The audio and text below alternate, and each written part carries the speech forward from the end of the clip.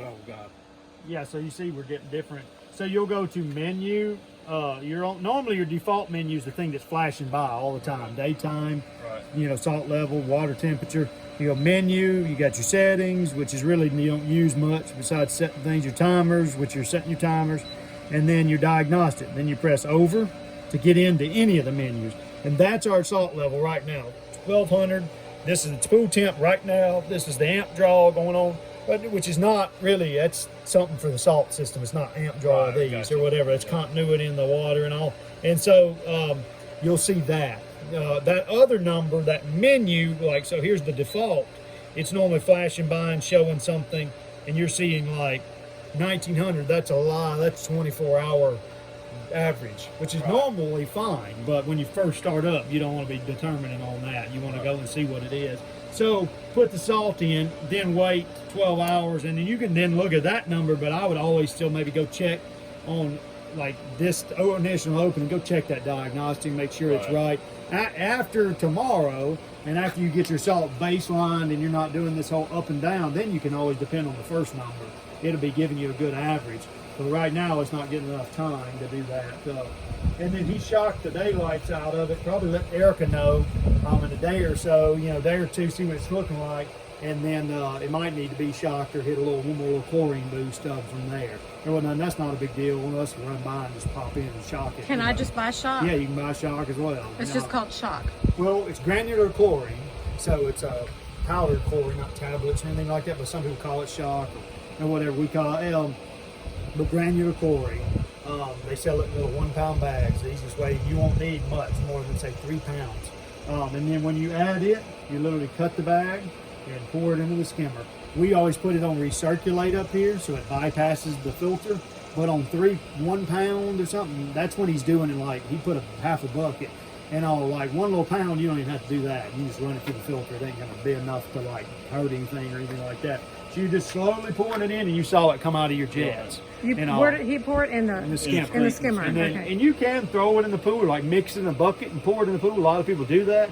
But then it lays on the liner. If you throw it in, you really have to brush it good. Yeah. For this, it's churning it up, especially your pool. It's going and coming all the way up the hill, going through the impeller, going back out the pipes, and by the time it goes, it's almost a dissolve totally. Yeah. If you mix in a bucket, or you pour it in the pool, or dump it in the pool, throw it. We have people that like broadcast it out, and the little granules float down. Well, then they're laying on that liner. If you don't brush them up and get them to dissolve, they'll bleach it. Yeah. So and like he did, that's why he brushed it. Is when it shoots out of the returns after you add it, especially as much as we did, we still like to brush it anyway, just in case. Not necessarily the deep end, it wouldn't have done anything. But these steps, you might have a clump that laid down on somewhere, and if it lays there rested, it'll bleach it out. You have a white spot. Yeah. It's amazing. But so yeah, you just see and then just shoot Erica a message. She's full go now to doing and all that, and so she'll tell you like, this is what you need to do. This is what we would do or whatever and all that. Take a test strip.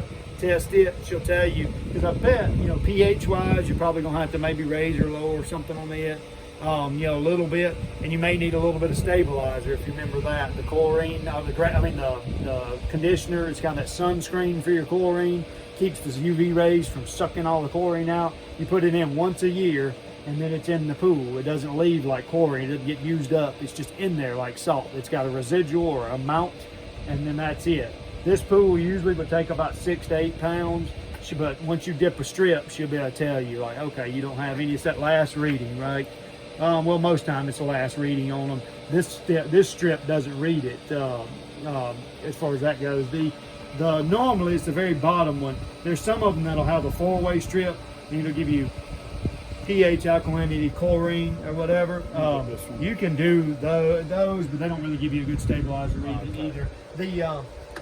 There's some of them, AquaCheck makes some strips that have stabilizer on it, but really a good practice for your pool is every year. I mean, just the stabilizer is dropped, the salt levels drop, is probably at about 6 pounds. If you have trouble keeping your chlorine level up, your stabilizer is probably a little low. All that is a protection from the sun. The sun is your greatest loss of chlorine. Right now, a little bit of growth and stuff is, but in normal operation, salt system's making chlorine, and then it kills things and generates and oxidizes, and then it goes away, and then the thing makes more. But the sun is burning it and sucking it out a lot. And so let's just say you were not on a salt system, and we were shocking your pool every week on our weekly service. We, the ones we keep up. Most of them are just basic chlorine.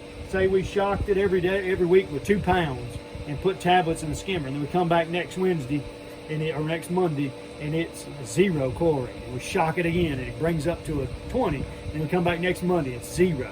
And we follow this. If you get the proper stabilizer level in the pool, you shock it with the same 2 pounds, put tablets in it. You come back next Monday, it's a 10. It's supposed to be a 1 or a 3. So you don't add anything, and then you come back the next Monday, and it's a 6, and then you don't add anything, and you come back. It's that helpful in like maintaining your chlorine level, so then the salt system don't have to work as hard to keep up with it and all that. Some people don't use it all, but it's really a good thing with all that. Do I get that at Walmart? Anywhere will have it's either conditioner or stabilizer. Okay. But yeah, just shoot her a message, or even if you're at the store, you can take a picture of something and show her, say, hey, is this what I need and how much or whatever, and she'll show you or whatever. You can call her or whatever. Somebody just FaceTimed her in one the other day. It was like, can I just talk to you and show you or whatever? She's booking, because there's no real money in us with chemicals and all that. So anytime anybody can save a trip, we're all about it. Plus now, like I said, literally we just got a pallet of salt, 2 pallets, and we got some sand. We're installing some new sand filters on some existing pools this week, and they called us back, our supplier, and said, we're out of sand, filter sand. We don't know where we're going to get any more. I thought they had 10,000 bags. I'm kind of irritated with them that they didn't call and give us a heads up, and we would have bought, a pallet just to be sure. So now, we're 1 filter sand 6 bags short to install one of those filters, and we don't know, where we're going to get the filter sand, whatever.